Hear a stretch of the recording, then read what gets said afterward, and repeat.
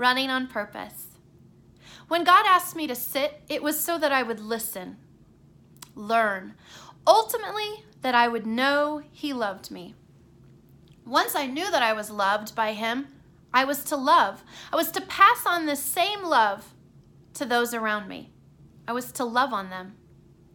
We love because He first loved us. 1 John 4:19. Notice the order? He loves us, and then we love. There's a big, huge world out there dying, literally, to know that they're loved. What am I doing about it? What are you doing about it? What are we doing about it?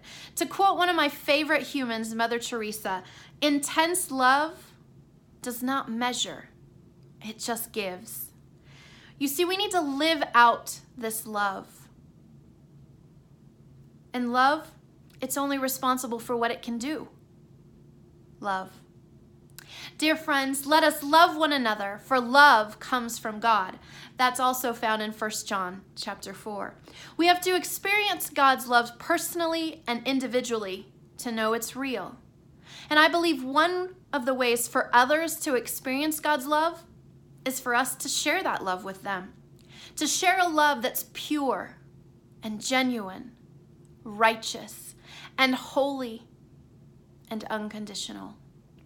In the book, I use an analogy for our lives, and I compare us to the Israelites who found themselves in slavery and bondage in Egypt. You see, slavery, bondage, and sin can all look different to each one of us. You see, some of us struggle with fear or pride or mistrust, or we're stuck in guilt, or we're lost in religion, or maybe we suffer with an addiction. And even though our sin and our slavery and our bondage may look different, it all has the same result. It keeps us from living our best life, the life that God designed for us to have. You see, we were made to live free, and yet something keeps us stuck in Egypt. It keeps us stuck in bondage, slavery, and sin. Maybe we're afraid to go on the journey. Maybe we're too tired to go on the journey. Maybe we're embarrassed to stand out, or we're worried we don't know which way to go. Or maybe we're too comfortable with our little lot in Egypt. On page 213, I write these words: making the decision to allow Him to deliver you is big.